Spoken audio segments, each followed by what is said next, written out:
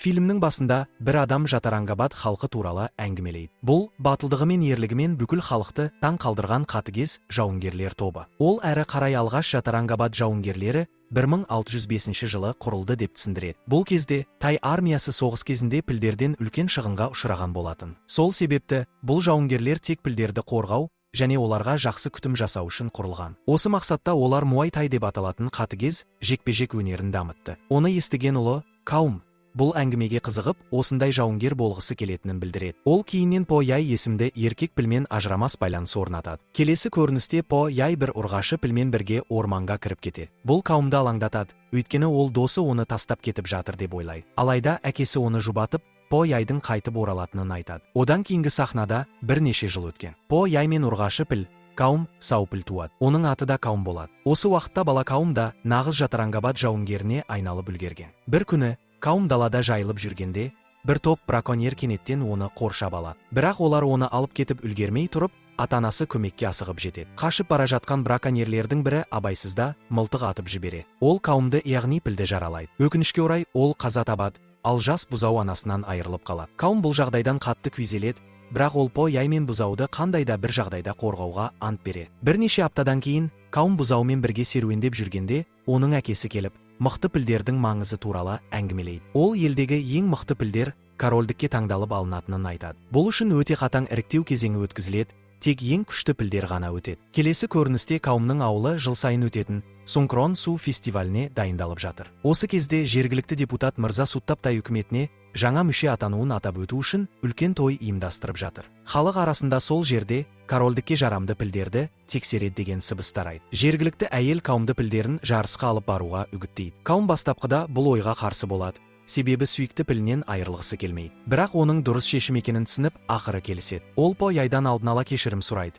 егер ол өз пілін енді көре алмаса. Фестиваль күні қауым мен оның әкесі По Яйды Мырза Суттапқа және оның ұлына апарады. Қызығы, Суттаптың ұлы қауымға сыртта күте тұруын айтып, пілмен қауымның әкесін ішке кіргізеді. Онда басқа пілдер де ұсталып жатыр. Осы уақытта қауым базарда бұзау пілмен бірге серуендеп жүріп, оған қоңырау сатып алады. Екеуі бірге көз байлап бокстасуды тамашалайды. Бірақ қауым ойынға тым беріліп кетіп, бұзау балалардың артынан еріп, адасып кетеді. Парк ішінде Суттаптың адамдарының бірі қауымның әкесіне не жазылғанын түсінбейтін құжаттарға қол қойғызады және үйіне қайтуын сұрайды. Бір нәрсенің дұрыс емес екенін сезген әкесі қарсы шығып депутаттың ұлына шабуыл жасайды. Ашуланған ол оны атып тастайды. Бұл оқиға пілді ашуландырып, ол депутаттың ұлы мен оның адамдарын қуып жібере. Осы шу арасында сыртта адасып жүрген бұзау пілді бір топ адам ұрлап алып кетеді. Қауым ақыры әкесін табады. Әкесі есінен танар алдында По Яй туралы айтып үлгереді. Бұл кезде алып піл ұрлаушыларды көріп, қала ішінде олардың артынан қуады. Бірақ браконьерлер оған иықтататын дәрі шашып, екі пілді де ұрлап кетеді. Бірнеше күннен кейін қауымның әкесі есін жиып, олар дәстүрлі жоғалған рухты табу рәсімін өткізеді. Келесі сахнада қауым бір жолмен пілдердің қайда екенін біліп, ұрылардың қайығына шабуыл жасайды. Ұрылар оған қарсы шабуылдап, ұзақ шайқас басталады. Қауым саны аз болса да, жауларын жеңеді. Ақыр соңында біреуі оны атып өлтірмекші болады, бірақ қауым оның қаруын тартып алып, оны қорқытып, пілдердің вьетнамдық гангстер Джоннидің қолында екенін білдіреді. Джонни Сиднейдегі Том М. Гун атты тай мейрамханасының иесіне жұмыс істейді. Қауым кетпек болғанда, Мырза Суттап келіп, өзінің адамдарына оны ауадан да, судан да қуып жетуге бұйрық береді. Бірақ қауым барлығынан қашып құтылып, тіпті жаудың қайықтарының бірін тікұшаққа соқтырады. 2 апта өтеді. Пілдердің Австралияға жіберілгені туралы жаңалық бүкіл елге таралып, жануарларды қорғаушылардың наразылығын тудырады. Осы уақытта Том М. Гун мейрамханасының иесі Ватая Самарат өлтіріледі. Оның өлімі Қытай мафиясымен байланыста болғаны және заңсыз әрекеттерге қатысы бар болғандықтан бизнес қақтығыстарына әкеп соғуы мүмкін деген болжам жасалады. Фильм Сиднейге ауысады. Мұнда тай австралиялық полиция қызметкері Марк және оның серігі Рик деректі фильмге түсіп жүр. Марк Сиднейдегі Азиялық ауданда қызмет етеді және барлық жергілікті тұрғындарды, тіпті ұрыларды да таниды. Басқа жерде Пия есімді тайлық студент қыз бұзақылардың қорқытуына ұшырайды. Белгілі болғандай, Пия марқұм Ватаяның қызы, ал бұзақылар оны сүйіктісінің қарызын өтеу үшін жезөкшелікпен айналысуға мәжбүрлейді. Келесі көріністе Қытай гангстерлерінің бір трансгендер мүшесі, мадам Роуз өз көкесі, яғни топ басшысы Мырза Симмен жиналыс өткізеді. Ол банданың қауіпсіздік басшысы болғысы келетінін айтады. Алайда Мырза Сим оған бұл жауапкершілікті мойнына ала алмайтынын айтып, мейрамхананы басқаруды ұсынады. Бұл Роузға ұнамайды. Сол уақытта қауым Сиднейге жетеді. Бірақ ол такси тоқтатып, жүргізуші Джиммиден өзін Том М. Гун мейрамханасына апаруды сұраған сәтте, бірнеше полиция көлігі кенеттен Джиммидің көлігін қуып кете. Дәл сол кезде Джимми такси жүргізушісі болып жүрген қашқын ұры екені анықталады. Марк пен оның серігі Рик қуғынға қосылып, ақыры ұрыны қоршап алады. Алайда ұры Комды қарумен қорқытып кепілге алады. Бірақ полицияның көмегінсіз Ком ұрының қаруын тартып алып, өзін босатады. Кенеттен үшінші полиция қызметкері инспектор Винсент пайда болып, ұрыны атып тастайды. Ком әуежайдан шыққаннан бері Винсент оның соңынан түсіп жүргені белгілі болады. Ұры құлағаннан кейін Винсент Комды атып тастамақшы болады, бірақ мүлт кетіп, Ком қашып кетеді. Винсенттің оғаш әрекеттеріне таң қалған Марк одан сұрақтар сұрай бастайды. Бірақ Винсент Комды кепілде болмағанын айтып, Марк пен Рикке оны ұстауды бұйырады. Екеуі бұйрыққа бағынып, Комды қуалайды. Ақыры оны ұстап, полиция бөліміне қарай жолға шығады. Жолда Ком іздеп жүрген туыстары туралы айтады, бірақ олардың пілдер екенін жасырып қалады. Марк Том Гун мейрамханасына танысына жолығуға тоқтайды. Сол жерде Ком көліктің ішінен Джонниді байқап қалып, бірден ашуға мінеді. Ол Марк пен Рикке Джонниді тұтқындауды сұрайды. Бірақ Марк дәлелдің жоқтығына байланысты бұны жасай алмайтынын айтады. Амалы қалмаған Ком көлікті соқтығыстырып қашып кетеді. Ол Джонниді көпірге дейін аңдып барады. Джонни сол жерде Пия есімді қызбен кездесуі керек болатын. Ком Джонниден пілдерін қайтаруды талап етеді. Бірақ Джонни оны елемей, жігіттеріне Комды сабап тастауды бұйырады. Ұрыс басталады, және Ком олардың бәрін жеңіп шығады. Қашып кеткен біреудің соңынан қуған Комды Пия тоқтатуға тырысады. Ол Джоннимен айналысуға болмайтынын ескертеді. Алайда Ком оның ескертуіне құлақ аспай, қашқан жігітті ұстап алып, Джоннидің жасырын ордасына жетелейді. Ол жерде Джонни есірткі саудасымен айналысып жатыр екен. Ашу үстіндегі Джонни экстремалды спортпен айналысатын топты шақырып, Комға қарсы жібереді. Олар көп болғанымен, Ком бәрін жеңіп шығады. Бірақ қатты шаршағандықтан, Ком көшеде ұйықтап қалады. Абырой болғанда, оны көшеде кетіп бара жатқан Пия көріп қалып, үйіне апарады. Бұл уақытта Марк пен Рик Комның көліктен қашуына байланысты іспен шеттетіліп, Винсентке жаңа тапсырма береді. Ол полиция комиссары мен Қытай мафиясының басшысы Мырза Симнің кездесуі кезінде күзет қамтамасыз етуі керек. Түнде Ком түсінде соғыс пілдері мен Жатарангабад жауынгерлерінің эпикалық шайқасын көреді. Сол сәтте Пия қарызға байланысты қоңырау алып, сыртқа шығады. Ком оянып, Пияның үйіндегі суреттерден оның Джоннимен бірге түскен фотоларын көреді. Сол уақытта жаңалықтарда Комның Сиднейдегі есірткі саудасына қатысы бар екені туралы хабар тарайды. Және енді ол полиция тарапынан ізделуде. Пия көшеде осы жаңалықты естіп, үйіне қайтпақ болады.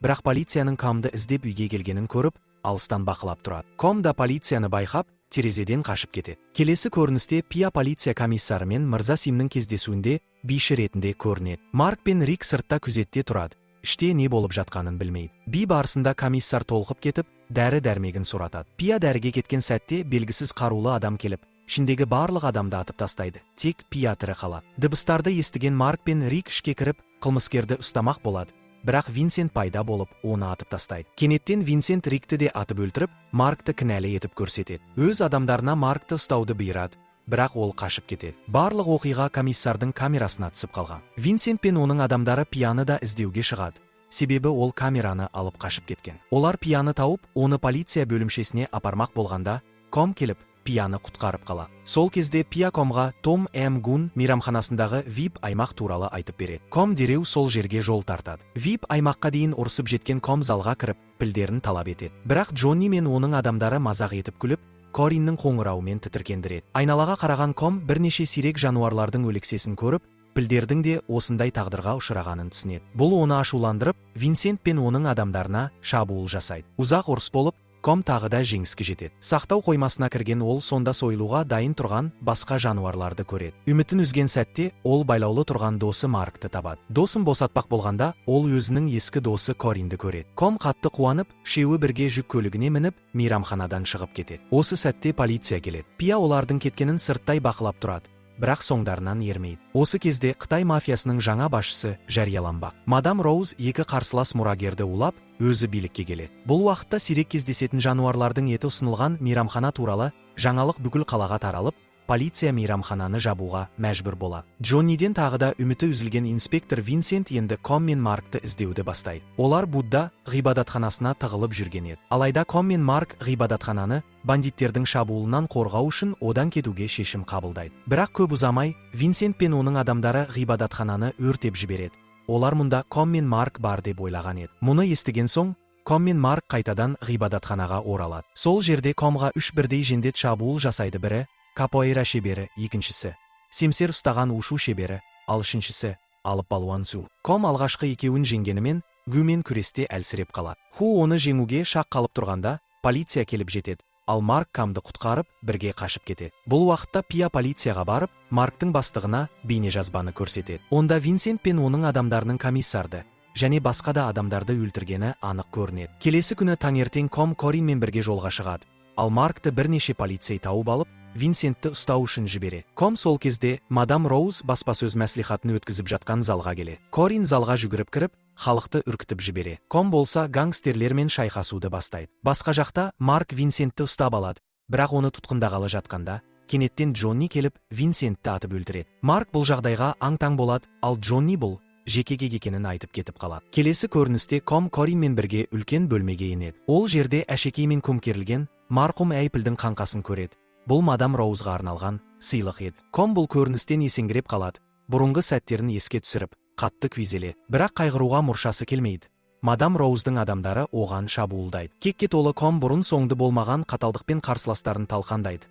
Олардың қол аяғын сындырып, бәрін бейтараптандырады. Қауіпті сезген мадам Роуз ғибадатханадан Вуны және тағы 3 балуанды шақырады. Ком бар күшін салғанымен, жаулары тым көп болып, ол жеңіліс табады. Коринді шыны қабырға арқылы лақтырып жібереді. Ал Ком пілдің ескерткішіне соғылып, оның екі аяғының сүйегі түсіп қалады. Сол сәтте Ком пілдің ең әлсіз әрі маңызды тұсы сіңірлер екенін есіне түсіреді. Ол сүйектердің ұшымен жауларының сіңірлерін кесіп, 4 балуанды да жеңіп шығады. Ақыр соңында Ком мадам Роузды қашып кетпек болған тікұшаққа мініп жатқан жерінде тоқтатады. Олар екеуі бірге төмендегі бөлмеге құлап түседі. Абырой болғанда Ком пілейдің азу тістері үстіне түсіп аман қалады. Сол сәтте лоббиде Марк бастығы инспектор Ламонтпен кездеседі. Бастығы оған кешірім жасап, тайтілді жаңа серік тағайындайды. Фильмнің соңғы сахнасында Марктың даусымен баяндау беріледі.